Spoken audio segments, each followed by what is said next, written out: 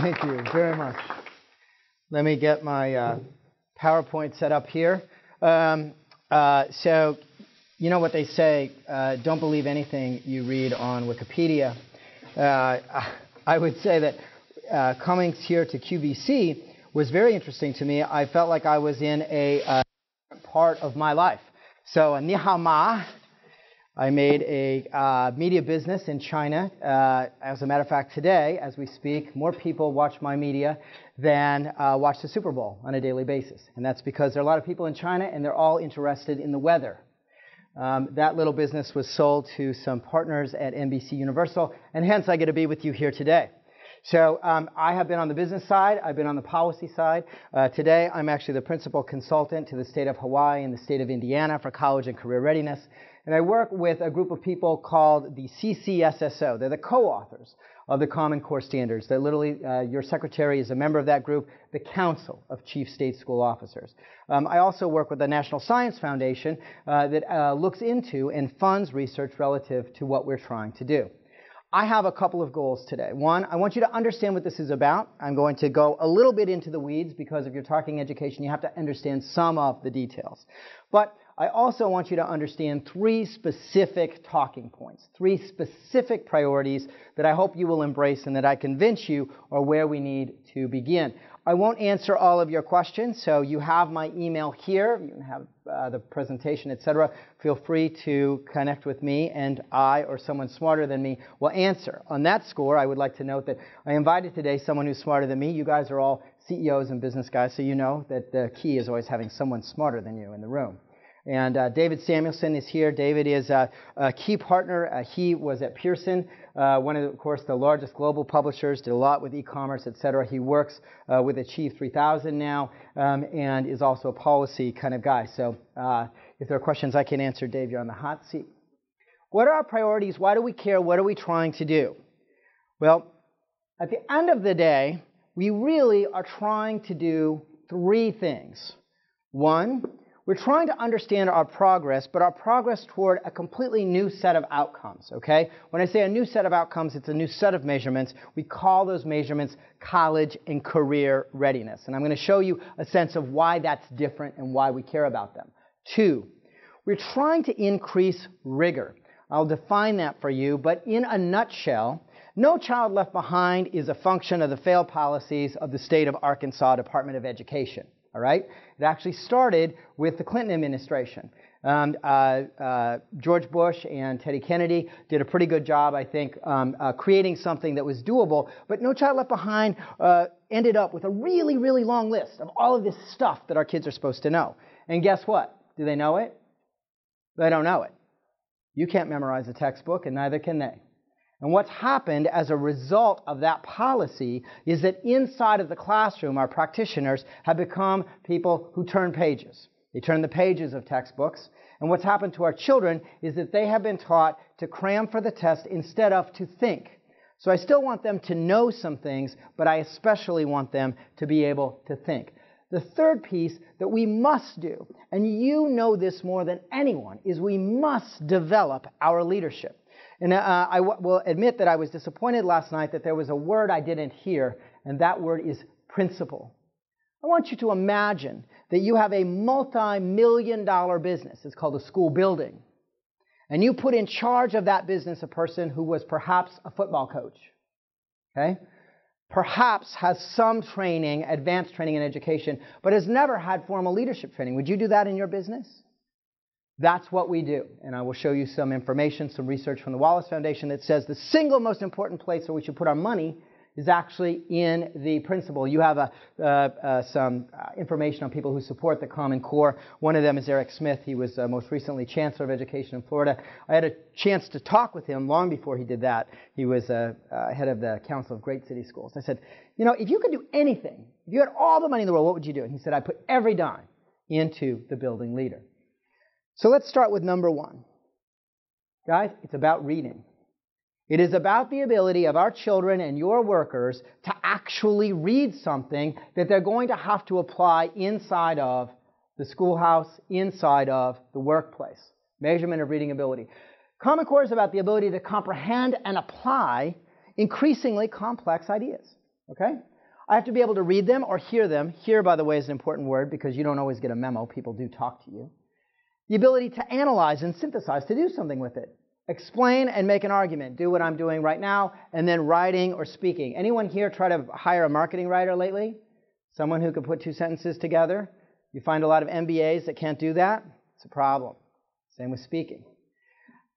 The drivers of change we cannot escape. We can choose not to do what I'm talking about, but we can't escape the drivers of change. And the drivers of change start with kids.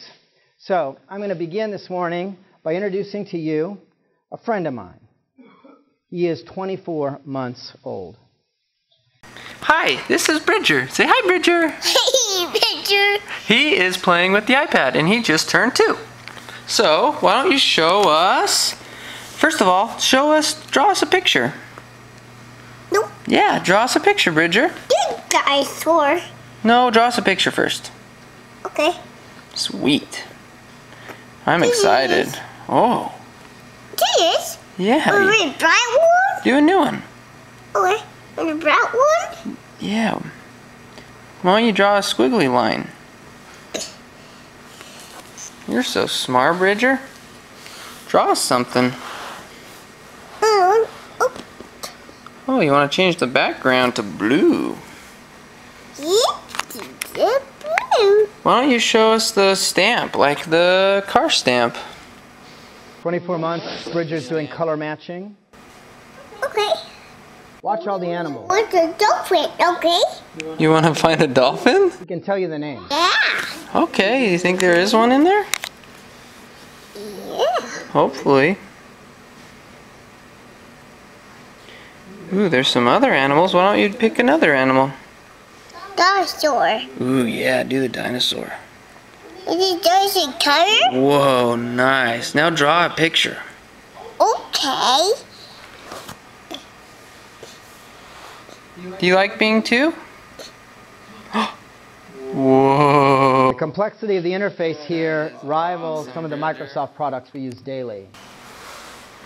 You know what, Bridger? I think you should show us Twinkle Twinkle Little Star. Will you show us that program? Please? He's 2. Ooh, that's pretty yellow. Wow. He's 2 and he's in control. What do you want to do? Twinkle Twinkle Little Star or Word World? No, we're wrong. Okay, show me Word World. Okay. Where you go? Oh, Okay. Look at the number of apps. Right there. good job. Yeah, with the guy. With the monster? Sure, you can do the Word World Monster episode. Okay. Go to your favorite part. He's scanning, fine motor skills. Looking for the monkey part. There it is. There's the monkey part. The monkey. Yeah. Go. Yeah. You've even learned how to read on this, huh? So, some folks feel that that video is not representative of our children. They say, well, Kevin, sometimes they ask, Kevin, is that your kid? No, not my kid.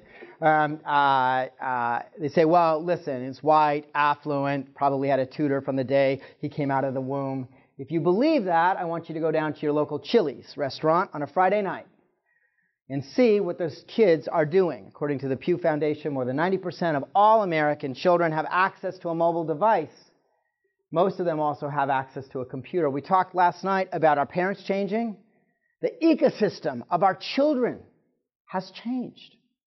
And so, by the way, has what it takes to succeed in college and in the workplace.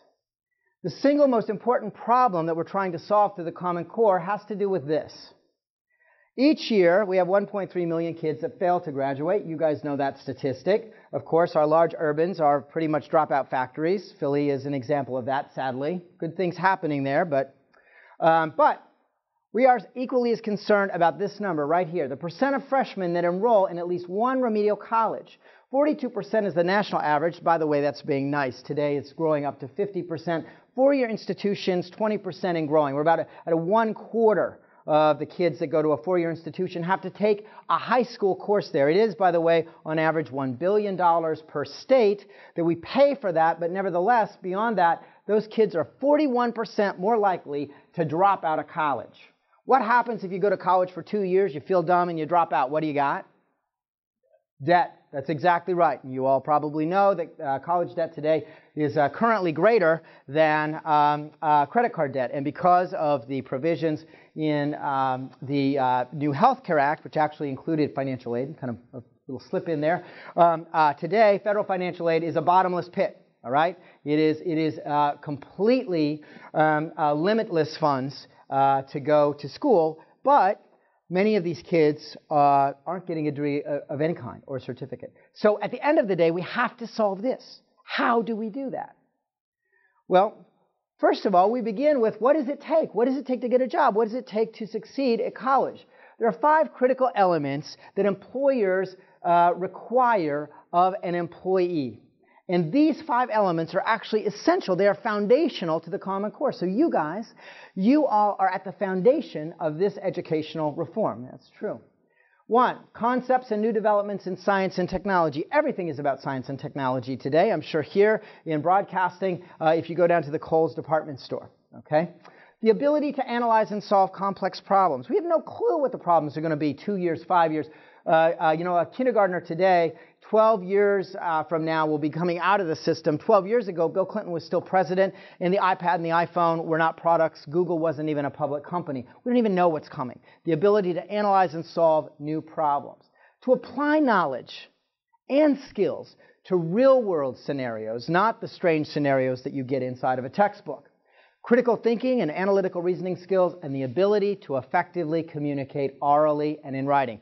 These are the 5 critical issues. And by the way, these are the 5 critical areas where today our school systems generally fail us greatly. It isn't just about skills, though. It is about interest. The next couple of slides, I cannot impress upon you enough that all of us, no matter what we do, have a visceral interest in. I could be shocked by the 41% of American students who have low math proficiency, and they don't want to do math either. They have low interest in science, technology, engineering, and mathematics. But I am even more outraged at the nearly 1/3 of our kids who are highly math proficient, and they don't want to do it either. Anybody been in a math class lately? I call them soul-sucking. We have taken what is a fascinating study in mathematics and science, and we have created an environment where essentially I just have to sit and memorize. My friends, it's killing us. It's killing us as a country. Everything about the Common Core is actually about changing that. It's about improving our ability to do science and math, and our interest in science and math, and our ability to think in science and math through reading. Okay? So I started with priority number 1 is reading, but reading is going to impact science and math. Here's why. Foundational study, 2006 says this: I have no chance of meeting these college and career readiness benchmarks in science, and I have almost no chance in mathematics if I am not prepared in reading. But do you think I'm talking about reading Chaucer or Romeo and Juliet? I don't read Chaucer in science, do I? I'm talking about reading a particular kind of information, the kind of stuff that I have to read in science and mathematics. We would call that nonfiction. Well, here's one of the problems. One of the problems is all of the stuff that your taxpayers' dollars are going towards. As a matter of fact, how many here are involved in a foundation or a board or something? Right? Yeah. All that money that you're spending it on crap. Okay? C-R-A-P, and here's the data that shows you right now. Over the last 100 years, the complexity of those materials has gone down. And by the way, for those of us who are concerned about a national curriculum, we already have a national curriculum. 90% plus of all of the materials are published by McGraw-Hill, Houghton, Mifflin, and Pearson. Thank you. This is a critical challenge for us, the resources that are available. And that's led to this, and this is the foundational measure behind that problem. We call it the text gap. I'm going to explain this. This data, by the way, is from Metametrics. Metametrics, they are the creators of something called the Lexile scale. It measures how complex our stuff is, and it measures how well our students read. It was originally developed by Health and Human Services for special education. Today, all of the materials are Lexile. This is the average complexity of the stuff that your kids are reading, that my kids are reading. This is the average reading ability across K-12 today in our schools. This is our stretch curriculum. This is advanced placement, honors English, international baccalaureate. This, my friends, is the range of text that I have to be able to read to get into the military. As a matter of fact, you might not know this, but 75% of America's young people, even though we require 100% of them to sign up for selective service if they want financial aid, 75% of them cannot participate in military service. Let that sink in. Margaret Spellings, when she was Secretary of Education under George W. Bush, gave a great speech about this. She said, the single greatest national security issue we face is the fact that most of our kids can't even participate, because what is the military about? It's about science. It's about mathematics. It's about technology. But here's the workplace training. This is the range of text and workplace training programs. This would be like the Kohl's department store. Up here at the top, these are kids that are going to be electricians, plumbers, steam fitters, welders. Students who go into the trades in their first year of college have to read harder stuff than the first year of Harvard or Yale. That's right. And as a matter of fact, one of the reasons that US DOE right now is against vocational ed is vocational ed tends to dumb it down. In reality, we got to amp it up because those kids actually have to read harder stuff than the kids who are going over here. But you see the problem? You see the gap? It's pretty significant. This gap defines why those kids have to have remediation. This is where we have to get to. But if we're not monitoring and we're not measuring, we have no clue where we are, and we have no clue where we're going. That's why it's number one, reading. So I want you to understand this shift, what I'm talking about. It's not a small shift. These are the measurements of the students who would be on grade level today, okay? If you have a kid, I'm sure some of you have students today, if you have a student who's in 5th grade and they're on grade level, everyone loves them, they're patting them on the head, giving them a hug, good job, they're going to end the 5th grade at about an 850 Lexile. In order to be on that new graph, on the new chart, to be on the way to being ready so they don't have to take remedial courses, instead of an 850, they have to be at a 1010. Where's a 1010? 1010 is actually 8th grade today. I want you to consider that. I want you to consider what I'm suggesting to you. That in order to be ready for college or for the workplace, that a student by the end of 5th grade needs to be able to read where today our 8th graders are reading. Are our teachers prepared to do that? Are our libraries prepared? Do they have the right kind of stuff in them? No, they don't. And today, 24 months after the Common Core standards were published, only about 1/3 of the districts in America actually have a plan for pursuing that. So this is showing you that 3rd grade and the Common Core is essentially where 5th grade is today. Reading placement and progress monitoring are the only method of understanding if students are actually on the trajectory for college and career readiness. If you look at all the research related to intervention, to the kids who are behind, this is key. So here's a travesty. All of the money that we're spending, most districts don't understand their placement data if they even have it. They aren't measuring or using that data even if they do have it. They don't understand what the data says, and they certainly don't use it in the classroom. Does that make any sense? Could you run your business if you had no idea what was in your bank account today, where it started, and how it's changing? You couldn't do it. The reading ability is the bank account of the child for when they come out. It is literally the return on your investment. In a presentation at the Department of Ed in Virginia earlier this year, we found out that the use of this kind of information is rare even in special education. So in terms of your messaging, in terms of your funding, in terms of your priorities, please understand that you have to measure where kids are and you have to use it. You have to use it. It's less than $4 a kid. $4 a kid to measure, and you should do it 3 times. All right?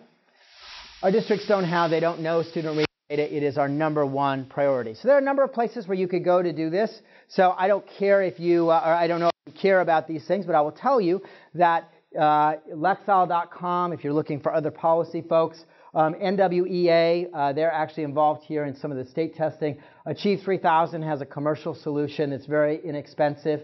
Scholastic Readings. There's a lot of places you can get this information, but we don't do it. Educational purchasing, guys, it is the most provincial purchasing process in the United States. And of course, we're spending billions of dollars. Okay, so what do we need to do? We need to have a plan.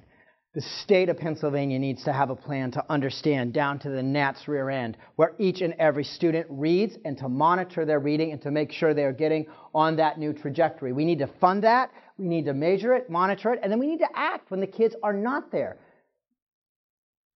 Number 2, I can know where the kids are doing. I can know if they're reading. How do I actually accelerate them? How do I get them on that top arc? I have to require rigor. I have to do something different. You've already seen your materials, the stuff that you're spending money on. It's failing you wildly. How do we do that?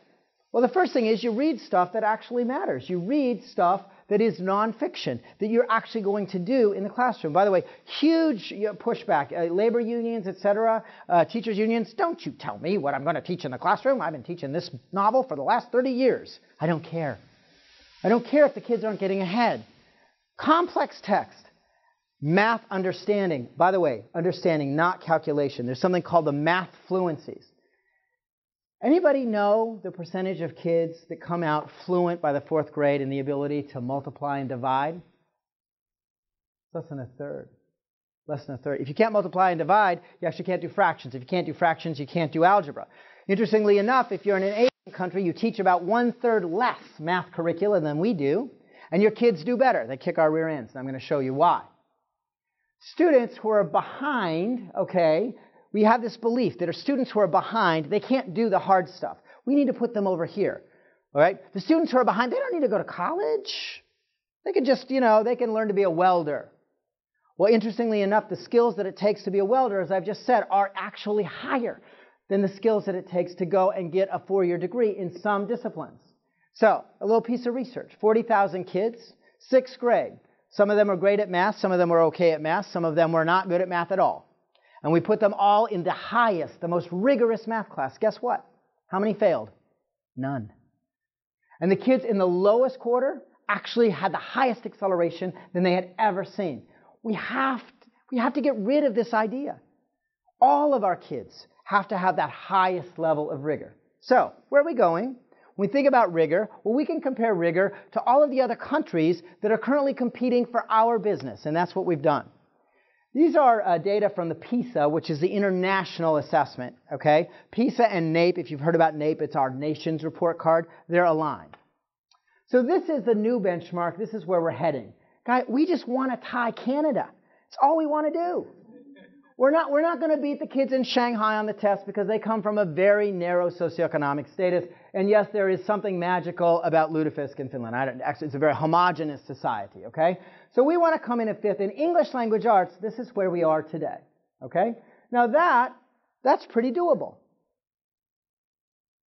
But we have to do that before we can do this. And this is our Mount Kilimanjaro. This is mathematics. This is where we're aiming, still trying to tie Canada. They're still going to beat us. And that's where we are today. We are below the international average. That's right. Tied with Ireland. This is a scary place. Okay. This is what I mean by increasing rigor. So how do we do that specifically? All right. What's the message? What are the funding pieces? Well, first of all, it requires more than what we do in K-12. Right now, the fastest growing occupations require more than a high school diploma. All right. We need to think about the P20 continuum. All of our kids, the vast, vast majority of our kids want to go to college. And I want you to understand that. As a matter of fact, the majority of the kids, which are here in this middle section, they want to go on and they want to get a bachelor's degree right there. There's an associate degree. Here is my graduate or professional degree. Now, I have some cultural issues here, some demographics. Asian respondents have a greater interest in graduate professional degrees. But even the students that we think don't want to go to college, they do.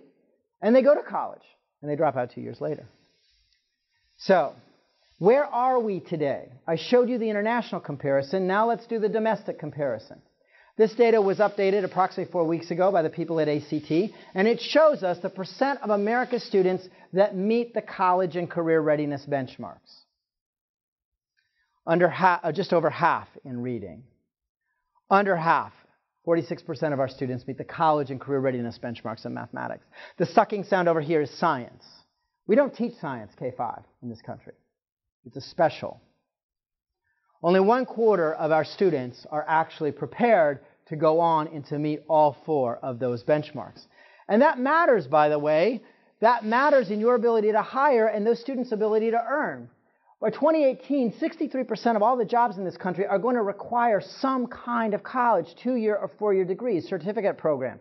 If I'm not there, if I can't do it, you all don't have people to fire your growth. We don't as a country. And that's why the Common Core is important. As a matter of fact, if you look at the job openings in the United States, farming, fishing, and forestry, about 50 people competing for every single job that's open. 28 people for every job that's open in construction and extraction. 15 people, 15 applicants for every job in building grounds. But take a look. If you're in the life, physical, or social sciences, you are guaranteed a job. It's 1 applicant for every 1 job opening. Computer and mathematical science, less than 1/2 of a human being for every job opening. You may have heard that the folks in Silicon Valley are interested in renting a big cruise ship that they want to anchor off the coast of San Francisco so that they could have folks live there who are international folks and then come over on a work visa or on a tourist visa to do work. Why?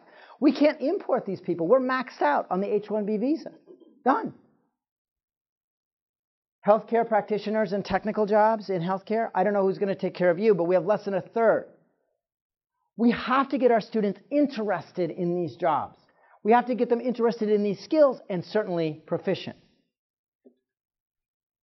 This is the report. It was actually that came out of Pennsylvania about our students and their ability to go into the military. By the way, one of the issues for the military is what was the job training path for a lot of our students who weren't going to college. It used to be the armed services.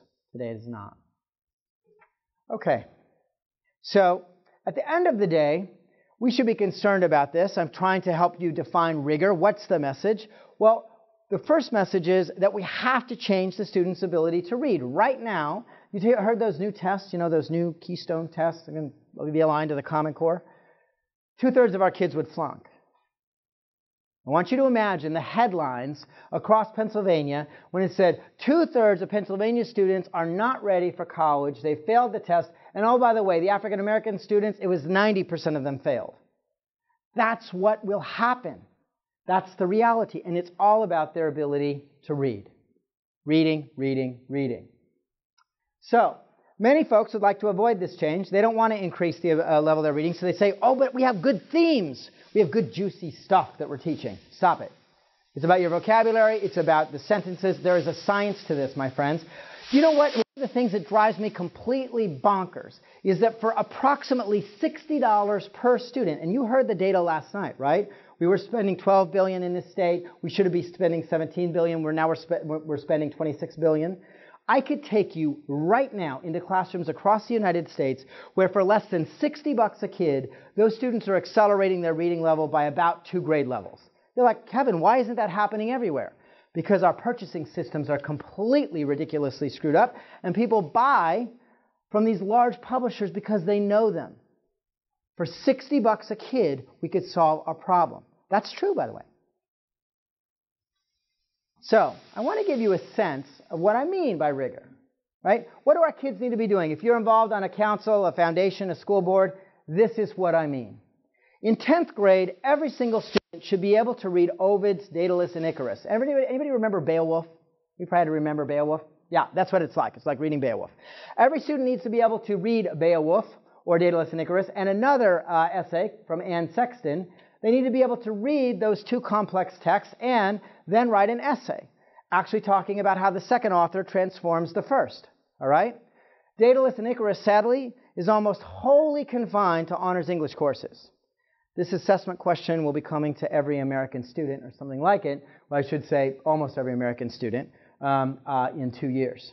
This defines what I should be able to do. I should be able to read some really hard stuff and figure out how it goes together, which, by the way, that's what we do in business every day. In mathematics is also all about reading, but I need to understand real-world problems like this. In this problem, I have a little scenario. I have a mom, and that mom's been getting some heating bills. They're pretty high. So the mom reads a couple of these heating bills, and she decides that she's going to have some work done on her house. She's going to have some insulation done, some roofing done, some repairs. The student needs to read this entire piece. And where's our utility fella? Is he here? Oh, hi. Oh, great. Perfect. Hi. So you probably know something about a heating degree day. No, not at all. Not at all. It's a bargain here, actually. You have to be able to go out. You have to be able to read about what a heating degree day is and make sense of that. And then I have to be able to compare those gas bills. I have to decide if there were savings and decide if that investment that I made was actually worth it, if it was effective, and write a little essay in mathematics. Why? Because when you guys come to work, you don't get a worksheet, right? Nobody gives you a worksheet saying do all these algebra problems. This is real world. So I'm going to give you just one more example here. This is the kind of test that we give right now. Who cares? It's multiple guess. Truly. It simply tells you the ability of the student to choose A, B, C, or D. The ability instead for the student to look at this and actually show their work to determine where, for instance, 85 would be and 21 and 31, and then write about it. The idea of the math concept. Rigor. We have to change what we're buying. We have to change what we're doing. And my friends, we have to get rid of all the stuff that doesn't matter. And that is the single hardest part. And I really want you to hear me on this.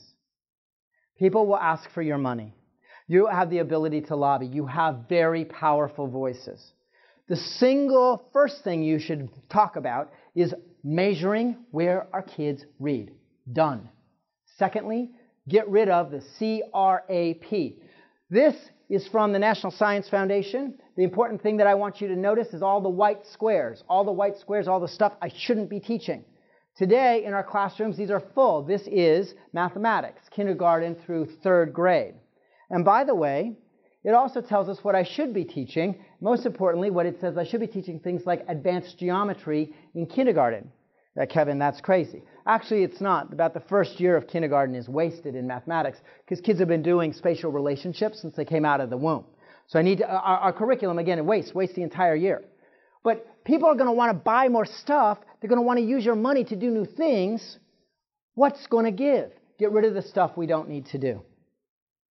At the end of the day, rigor is about being able to move from knowing. A lot of what's on the EOCs today is about knowing, those end-of-course exams, to thinking and doing. And I'm going to give you my best example just to kind of wrap your head around it. I was in a 3rd grade classroom, and the student was teaching about Thanksgiving, the Thanksgiving stories, about this time of year. So what do we usually do in 3rd grade at Thanksgiving? I make a turkey out of construction paper. You still have some of those from your kids, right? I talk about the Mayflower, Plymouth Rock, the Indians, right? Native Americans, the big lunch. Well, in this classroom, they do 2 things. They have something called Lego Intentional Play, which is modeling, and they use Covey's 7 Habits, highly effective people. The thing that was different was the actual assignment. The teacher says, okay, kids, now that you know something about the Thanksgiving story, I want you to take that Lego Intentional Play, those are your little Legos, and I want you to create a representation of the Thanksgiving story using one of Covey's 7 Habits. That's pretty advanced. The student I remember, we got a lot of Mayflowers out of that. We got a lot of little boats. And he had all of his little Lego people, and they were laying down. I'm like, buddy, why are all your people laying down? He says very seriously, because they're dead. They're dead? Why are they dead? He says they did not put first things first. They brought their toys and not their food. That, my friends, is the difference between simply knowing, which who needed to know it anyway, and be able to reason and think and then to do, to create a product. So, I want you to understand that there are some new requirements. One of those requirements is the amount of informational text that you have to read, the amount of nonfiction. You have to read stuff that you read in science and math. Parents might freak out about that, but that's what our kids need to be able to do. There are lots of resources from that. I like to point out Achieve 3000, which is a company that I consult for. I consult with a number of publishers. But essentially, these folks provide the news, current events, what's actually happening in the real world, and link it to anything.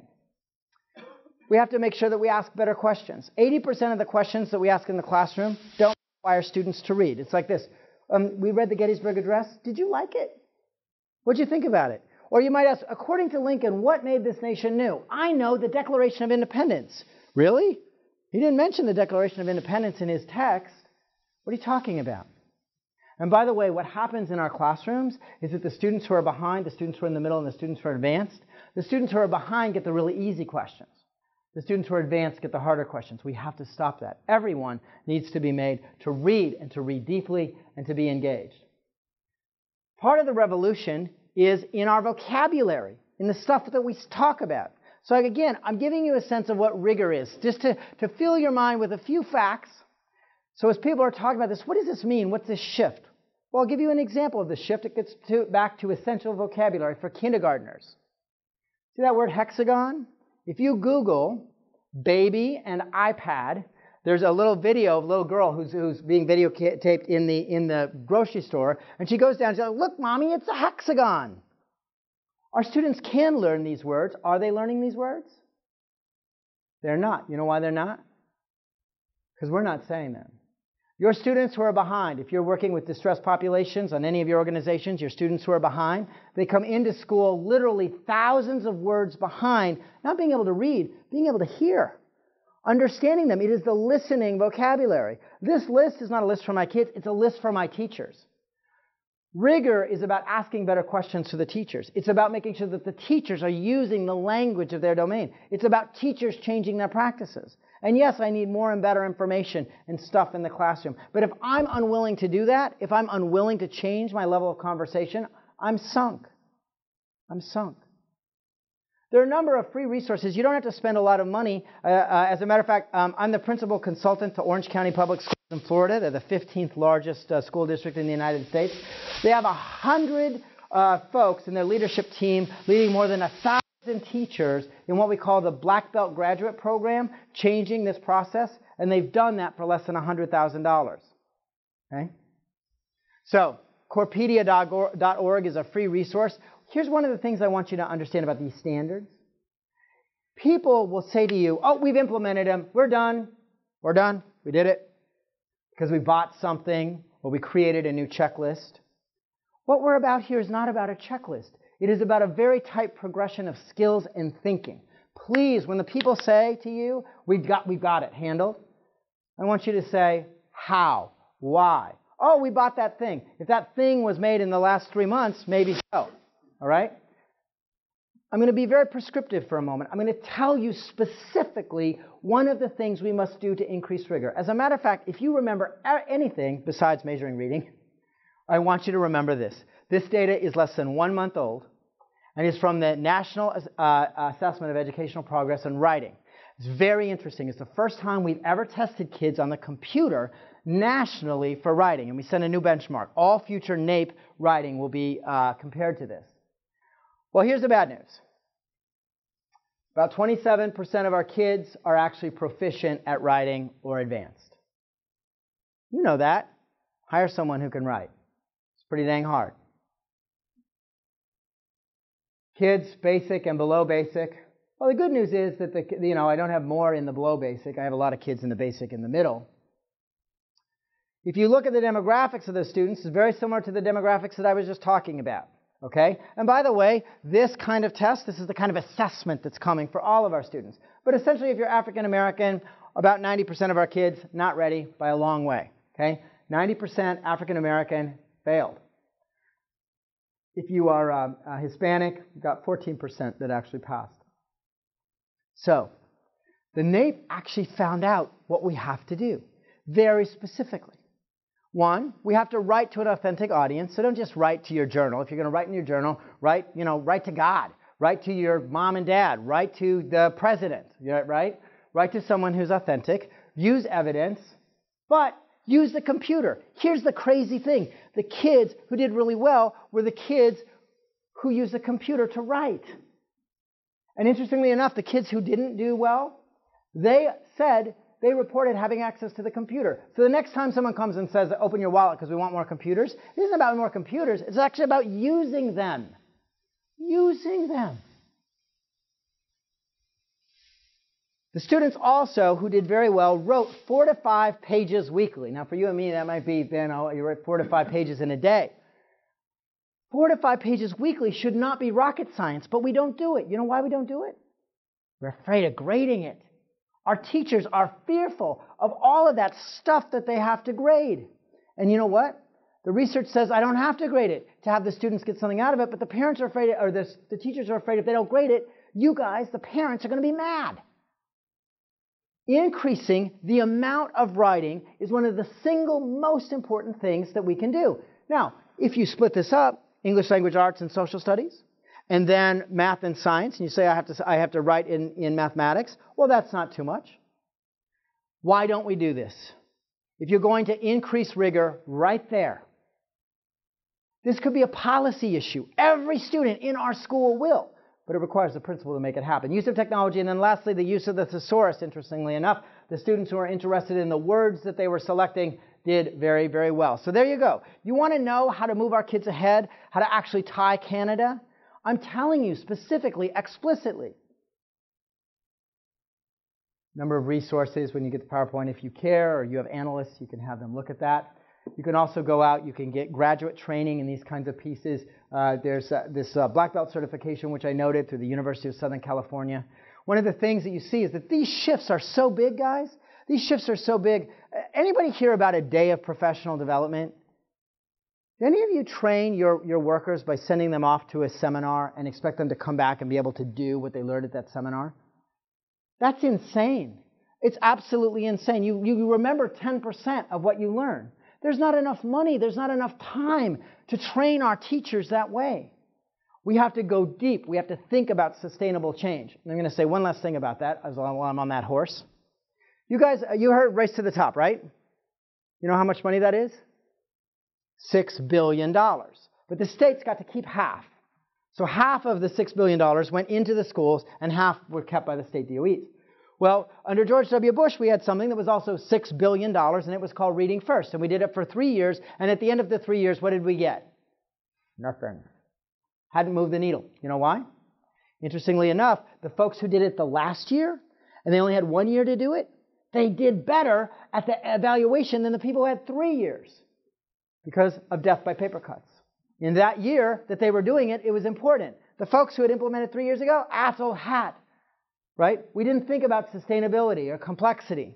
So I hope I've given you a sense of what rigor means, what the Common Core is driving us to. We can do it. This is not rocket science, but very frankly, we have to have the will. People have to stand up and say, our kids are going to write 4 to 5 pages every day. We have to have a plan to do that. We have to fund it. We have to have the backbone to say, this is the rigor that's going to happen in our classroom. Monitor, measure, and then act. The last piece, we'll say the best for last, is the single most important thing that we can do with our human beings. You guys have probably heard of Title II funds, professional development funds out of USDOE. They're very important today. We train our teachers up the wazoo. We send them to a day of something. We don't train our leaders. We don't require them to be training. We don't even require them to be good leaders, but we put them in charge of multi-million-dollar businesses called school buildings. What does the Rand Foundation, the Wallace Foundation, Stanford, and even Arne Duncan agree upon?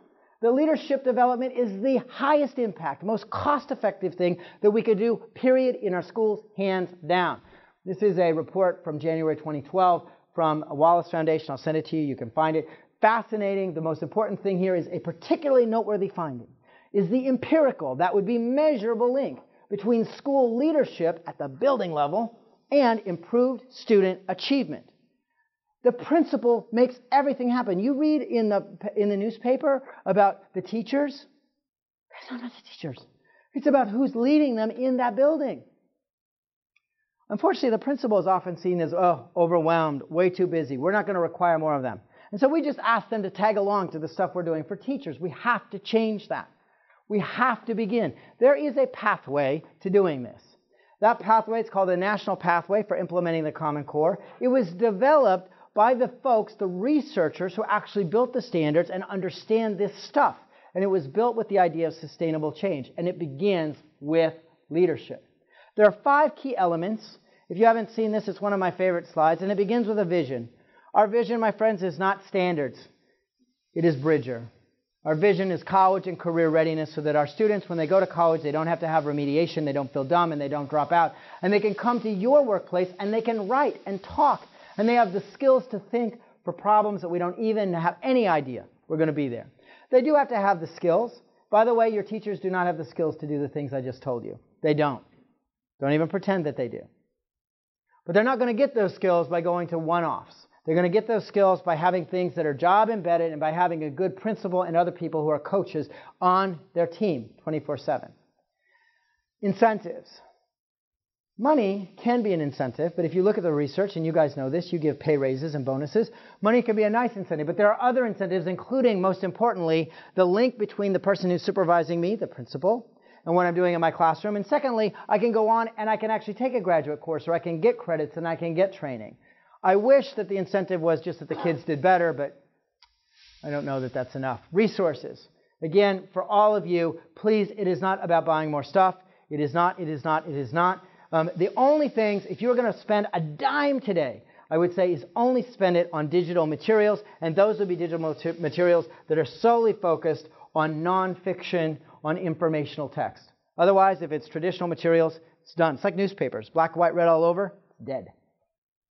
And then you have to have a plan. You guys are an important piece of that. And very frankly, Pennsylvania is behind. Pennsylvania is behind in part because of a deep skepticism about national curriculum, national tests. We already have a national curriculum, and there will never be a national test. So let's just give that up, and let's focus on the kids. We have to attack curriculum, instruction, and assessment together. So that ACT data, they told us what to do. Again, we know what to do. Infuse a culture that every kid is going to be ready for college. Every kid. I don't care if you go to college. Every kid's going to have those skills. The expectation of the teacher is so critical. My eldest son came to me in the 6th grade. He's African American. He's not my son biologically. When he came into the school, he was in the 4th percentile for reading, and he was essentially a mess. He'd never read a book. He grew up in a crack house. It was horrible. His life changed in the 7th grade. I wish I could take credit for it, but it wasn't me. It was his football coach who said, "Listen, Joe, you're such a leader on the football field. I want to see you lead like that in the math class." Completely changed his idea. He used to be in special ed for math. Today he's in advanced placement for math because someone believed in him. We have to expand rigorous high school courses. Get rid of the dumbing down. You hear about remediation. You hear about intervention. It is dead. We are remediating ourselves to being second-class country and ensure early monitoring and intervention right back to number 1. So there are 7 skills for educators. I have to know what those indicators of readiness are. Most educators don't. I have to believe that all kids are going to go to college or workplace training. They're going to have those skills. I have to identify what is in the classroom. What is good instruction? When people come and make a presentation to you, there's actually a rubric. I have a little scoring rubric that was developed which could tell you where to spend your money. They have to be able to model and coach and use that progress monitoring data. Lastly, we have to have sustainable implementation. Otherwise, every single dime that the taxpayers of the Commonwealth are paying will be a waste, an absolute positive waste. Sustainability is about going to an academy, getting training, actually deepening knowledge and understanding. I'm a really big fan of these kinds of programs. You can tell that because students are going deeper, the teachers are going deeper. It's actually building sustainable capacity. This is it's a very interesting, because I'm a guest lecturer for some of these. It's a year-long graduate course in what it means to college and career ready. For $3,000 a leader, you can actually build sustainable change for $60 a kid, for $200 a teacher. My friend, that's not $27 billion. So, I'm going to round out here with just another little example what we mean. In the 7th grade, a student should be able to read the biography of Amelia Earhart and write an essay. There's that writing again. Writing an essay that summarizes and explains the challenges that Earhart faced. Then, they should be able to read a couple more things about the same topic. You know why? Because when you asked your folks in your businesses to go out and do a research project or find something, and they come back and said, "Oh, I read that one website." What do you say? What are you thinking? You do a good job? You go out and you find out the whole world. You read multiple sources. You do research. So I'm going to read a couple more things. This is actually from current events. This is something that's a little bit harder. And then again, I'm going to write an analytical report. I'm going to analyze the strength of the arguments. The same kinds of things that we do. Or in mathematics, I'm going to have to design a set of coins. As a matter of fact, there are new standards in science and new standards in engineering that are coming out, which are essentially about application of these rigorous ideas to doing things like designing a set of coins. Lastly, this is the kind of question that your kids have to answer to get out of high school. On Monday, Lisa's fish bowl contained a gallon of water. On Friday, the fish bowl contained 0.75 gallons of water. By what percentage did the amount of water in Lisa's fish bowl decrease? I have a question for you. Who cares? You just put more water in the fish bowl. That's stupid. Coming to an assessment near you. Same grade level. A square metal sheet that's 6 by 6 is to be made into an open-topped water tank by cutting squares from the corners of the sheet and bending the 4 remaining rectangular pieces up. They're going to be welded together. This behavior happens across this state in businesses everywhere where we actually make things. How will the final volume of that tank depend upon the size of the squares that I'm going to cut out? I'm going to have to make a graph. I'm going to have to explain the shape of the graph. I'm going to have to give you a little piece of algebra. And then I'm going to have to write to tell you how those relationships interact and where I'm going to get to have the highest volume. By the way, that is excellent thinking. And that's the kind of stuff that we spend a lot of money after we hire people to figure out. By the way, it doesn't tell you that if you're going to do a graph, you have to create a chart. You got to look at, you're actually modeling. You're doing some experimentation. The answer here, by the way, is not a whole number. It's a decimal, and that's an estimation. If you want to get great points, you would say, got to do calculus to figure it out right away. So we have to plan for our leadership development. We have to make a commitment. We have to fund it, the principle. Elevate that discussion. Monitor the progress, and then measure the outcomes. By the way, we're talking about all this classroom observation and classroom evaluation of teachers. Who's doing that? The principal. Who's in charge of the building? The principal. If the building is failing, who's going to lose their job? The teacher. Wow, I wish my job worked that way. So in summary, the Common Core, what do we need to do and why do we care? We have to care about how our students read, where they're reading at.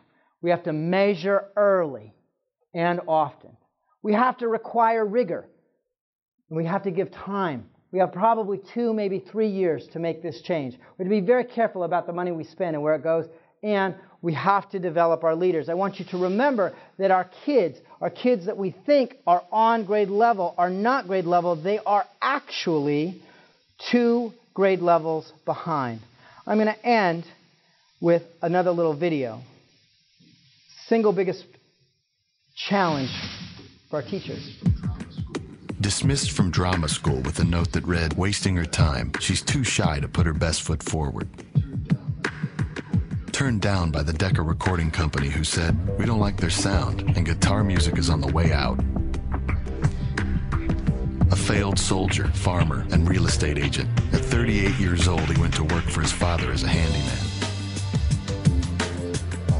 Cut from the high school basketball team, he went home, locked himself in his room, and cried. A teacher told him he was too stupid to learn anything, and he should go into a field where he might succeed by virtue of his pleasant personality. Fired from a newspaper because he lacked imagination and had no original ideas. His fiancée died, he failed in business twice, he had a nervous breakdown, and he was defeated in 8 elections. If you've never failed, you've never lived.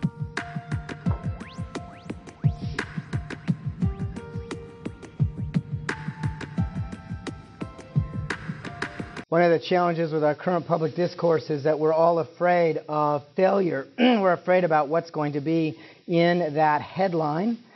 But you guys, you represent the greatest innovators in this state. You know that success requires innovation. It requires taking risk.